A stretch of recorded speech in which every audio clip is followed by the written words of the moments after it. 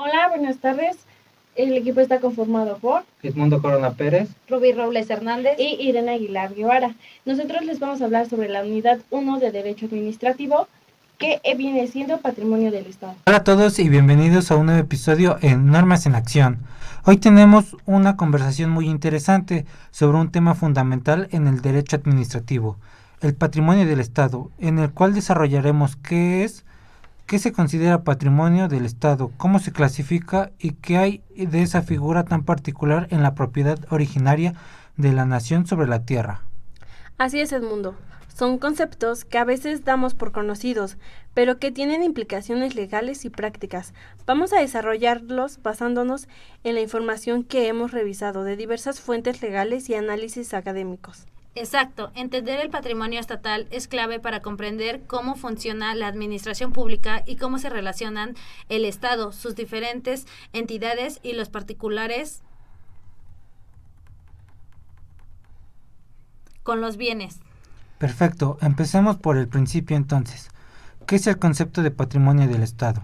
De acuerdo con una de nuestras fuentes, los bienes básicamente pueden ser de dominio público o de propiedad privada, según quien detenta su propiedad. La expresión de dominio público se refiere a bienes del Estado o de alguna administración pública, como ayuntamientos o comunidades autónomas. La expresión de propiedad privada se refiere normalmente a bienes de particulares. Sin embargo, y aquí está en este punto importante, el Estado o cualquier otro ente en derecho público también puede ser titular o propietario de bienes de propiedad privada y actuar como si fuera un particular. Esto da lugar a una diferenciación crucial dentro de los bienes de titularidad pública, los bienes demaniales y de los bienes patrimoniales. Los bienes y derechos de dominio público, también llamados demaniales, son aquellos que, siendo de titular pública, se encuentran afectados al uso general o al servicio público, así como aquellos a los de que una ley les otorga expresamente el carácter de demaniales. Por otro lado, los bienes o derechos de dominio privado de la administración o patrimoniales son aquellos que, siendo titular de la administración pública, no tienen el carácter de demaniales y pueden ser adquiridos, grabados y transmitidos por la misma, como si de un particular se tratase. Esta distinción es fundamental por características legales que aplican a cada tipo. Por ejemplo, los bienes demaniales presentan características como ser inalienables, inembargables e imprescriptibles. Es decir, no se pueden vender o transmitir, no se pueden embargar y la prescripción no puede afectarles. Además deben desistirse obligadamente al uso o al servicio público, salvo a razones de interés público justificadas, y han de incorporarse a inventarios y registros adecuados. En contraste, los bienes patrimoniales no tienen estas restricciones de inalienables, inembargables e imprescriptibles, que si también los demaniales, la Ley General de Bienes Nacionales también nos dice que el patrimonio de la nación incluye diversos tipos de bienes, como los bienes de uso común, bienes inmuebles e inmuebles de la Federación y bienes de propiedad de las entidades federales, entre otros. Más adelante Rubí nos dará más detalles sobre la clasificación. Muy claro, Edmundo. Y ahora hablaremos de ese concepto particular, la propiedad del Estado sobre su territorio, específicamente la propiedad originaria. El artículo 27 constitucional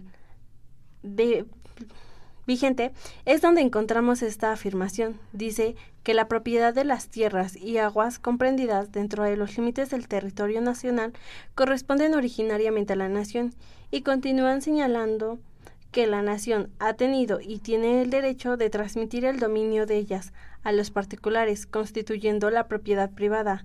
Es crucial notar que este artículo refiere únicamente a la propiedad sobre tierras y agua, no sobre otros tipos de bienes, ni siquiera sobre frutos que pueden provenir de los inmuebles. Cuando la nación transmite este dominio a particulares, se constituye en la propiedad privada, que se entiende como un dominio pleno. Este dominio pleno comprende a todas las facultades que suele tener el propietario.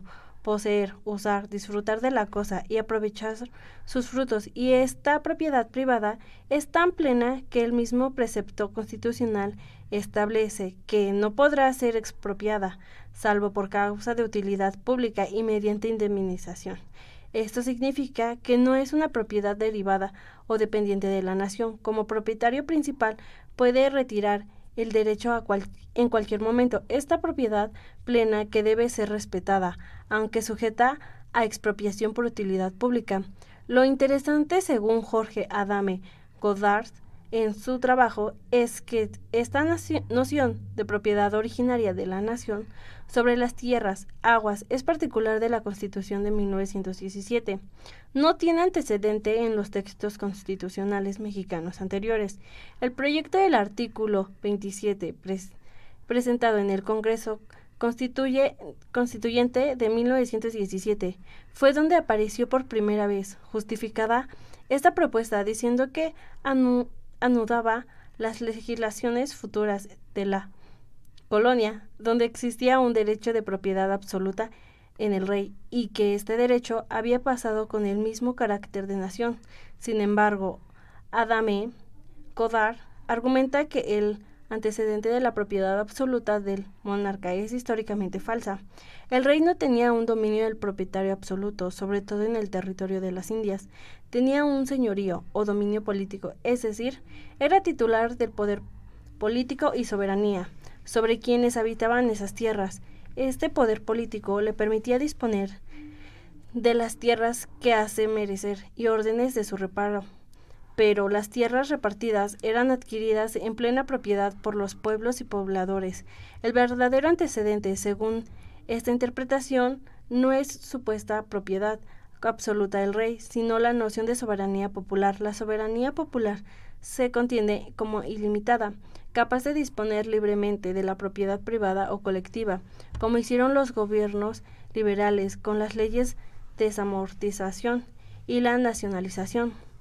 La cuestión de por qué se usó la idea de propiedad originaria, si la soberanía popular ya permitía la disposición de la tierra para fines públicos, como la expropiación para la fracción latifundios, facultad que existía desde 1857, podría tener una respuesta de convivencia política. El gobierno revolucionario quería aparecer como superador de la política liberal, privatizadora, acudiendo a la idea de una propiedad originaria colectiva.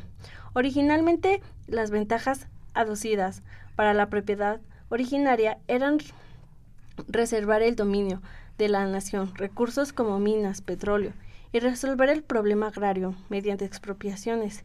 Pero como decíamos, la expropiación ya era posible. La idea de la propiedad originaria sirvió entonces en la práctica para sustentar un sistema donde la nación era la propiedad principal y comunidades recibieran derechos limitados de uso y disfrute sobre la tierra. Además, que Adame Goddard describe como comunidades un sistema feudal o neofeudal que subordinaba políticamente estas comunidades. Este régimen de derecho limitado terminó con la reforma del artículo 27 de 1992, que permitió a comunidades, pueblos, optar por la propiedad privada, plena, soberana sobre sus parcelas. En la actualidad, donde casi toda la tierra ya tiene propietario, público o privado, la idea de propiedad originaria sirve para indicar que la propiedad soberana de la tierra, sin importar quién la tenga, está subordinada a bien común o bien de la nación. Sin embargo, esta subordinación al bien común no depende de que la nación sea la propietaria originaria. Es función inherente al poder político o soberanía que protege el derecho de propiedad y establece un orden para el beneficio o servicio.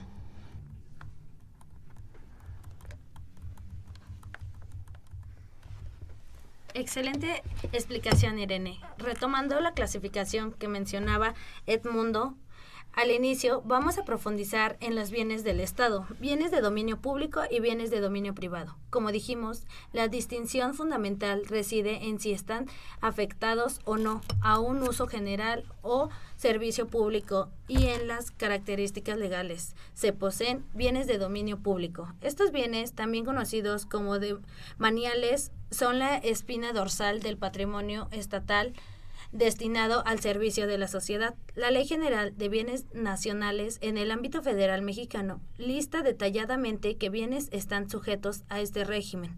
Además de lo que establece la Constitución sobre tierras y aguas, se incluyen los bienes de uso común. ¿Qué son los bienes de uso común?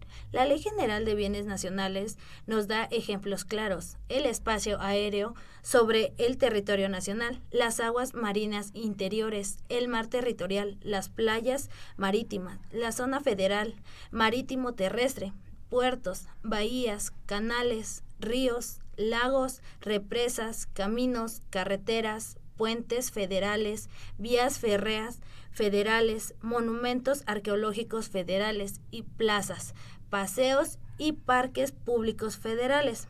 Además de los uso común, son bienes de dominio público federal los inmuebles destinados a un servicio público, como los recintos de los poderes federales o los inmuebles al servicio de dependencias y entidades. También los terrenos baldíos y nacionales, los inmuebles considerando monumentos arqueológicos, históricos o artísticos federales, los terrenos ganados al mar, ríos, etcétera, las reservas territoriales federales y algo muy específico, el patrimonio de los organismos descentralizados de carácter federal.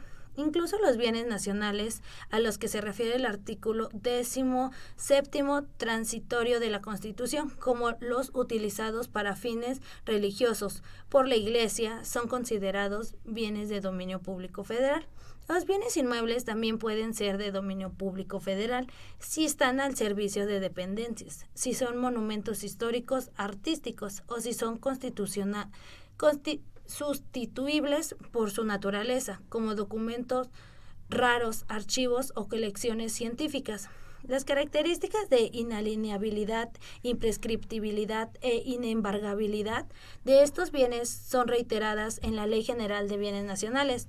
No pueden ser objeto de acciones reivindicatorias o de posesión por terceros. El uso de los bienes de uso común está abierto a todos los habitantes, en restricciones legales y reglamentarias, y los aprovechamientos especiales requieren concesión, autorización o permiso. Es importante recordar que las concesiones sobre bienes de dominio público no crean derechos reales, solo otorgan derechos de uso o aprovechamiento bajo ciertas condiciones. Incluso los inmuebles nacionalizados utilizados para fines religiosos son inalienables, imprescriptibles, inembargables y no pueden ser objeto de concesión, permiso, autorización, arrendamiento, comodato o usufructo. Bienes de dominio privado. Estos bienes son, por exclusión, todos aquellos bienes de utilidad pública que no tienen el carácter de demaniales, como mencionamos antes. La principal diferencia es que la administración pública pueden adquirirlos, grabarlos y transmitirlos como si fueran particulares. Los bienes de dominio público, cuando dejan de estar destinados al uso general o a las necesidades del servicio público, pasan a formar parte de los bienes de propiedad privada del Estado. La Ley General de Bienes Nacionales distingue el régimen de los inmuebles propiedad de las entidades paraestatales, que no son organismos descentralizados, de los bienes federales sujetos al régimen de dominio público. Los inmuebles propiedad de estas entidades no están sujetos al régimen de dominio público de la Federación, salvo excepciones. Estas entidades pueden adquirir y realizar actos jurídicos sobre sus inmuebles de acuerdo con sus propias normas y leyes específicas, y sus propiedades pueden ser objeto de contratos bajo el derecho común. En contraste, los inmuebles propiedad de organismos descentralizados federales sí están sujetos al régimen de dominio público federal. La ley federal prevé la posibilidad de enajenar bienes federales que no sean útiles para servicio público o uso común. mediante venta onerosa, permuta, donación, bajo ciertas condiciones, etc. Previa su desincorporación del régimen de dominio público, esta desincorporación elimina únicamente el carácter de inalienables. En el ámbito estatal, la Ley General de Bienes del Estado de Puebla clasifica el patrimonio del Estado de Puebla en bienes de dominio público y bienes de dominio privado. Los bienes de dominio privado del Estado de Puebla incluyen bienes vacantes situados dentro de su territorio, bienes que hayan formado parte de una corporación pública local extinta y otros inmuebles que el Estado adquiera por cualquier título jurídico. Estos bienes de dominio privado del Estado de Puebla están sometidos al Código Civil vigente en el Estado, en lo no previsto por su ley específica, y pueden ser adquiridos por particulares mediante prescripción con plazos duplicados respecto al Código Civil. También pueden ser objeto de todos los contratos que regula el derecho común. Sin embargo, los bienes de dominio privado del Estado de Puebla pueden pasar a formar parte del dominio público si son destinados al uso común o a un servicio público.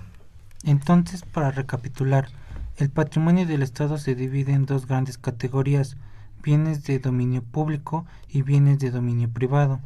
Los primeros están destinados al uso de servicios públicos y tienen un estatus legal especial que los hace inalienables, imprescriptibles e inembargables.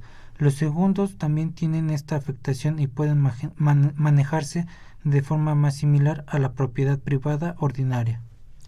Y dentro de este marco, el concepto de propiedad originaria de la nación se aplica específicamente a las tierras y aguas, siendo una figura introducida en 1917 que, aunque se presentó como continuadora de un dominio absoluto previo, en realidad se basa en la soberanía popular. Su significado actual es la subordinación de toda propiedad al bien común, más allá de justificar un sistema de propiedad estatal o limitada.